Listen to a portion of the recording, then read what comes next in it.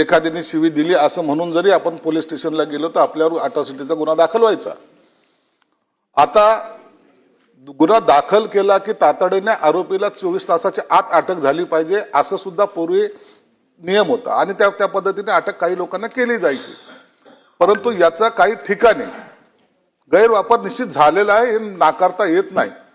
म्हणून आता शासनाने त्या कायद्यामध्ये जो काही बदल केलेला आहे त्या बदलामध्ये काय सांगितलंय की तुम्हाला तुमचा एफआयआर नोंदवता येईल, परंतु अटक करण्यापूर्वी जो आयओ असेल तो आयओ तो त्याची खात्री करेल।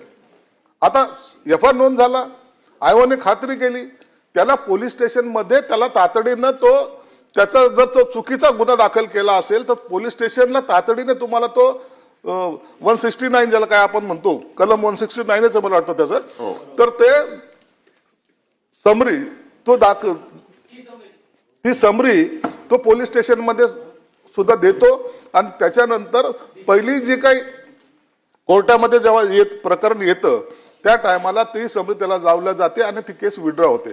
परंतु माझंच तो त्याच्याही पुढे जाऊन सांगणं आहे की असे चुकीचे गुन्हे कुणावर दाखल होऊ नये। अन्याय झाला असेल तर निश्चित झाला पाहिजे, त्याच्यावर गुन्हा दाखल झालाच पाहिजे। परंतु जर कोणी असं करत असेल तर त्याला सुद्धा काय कायद्यामध्ये काय करता येईल का यावर शासन सुद्धा निर्णय घेईल।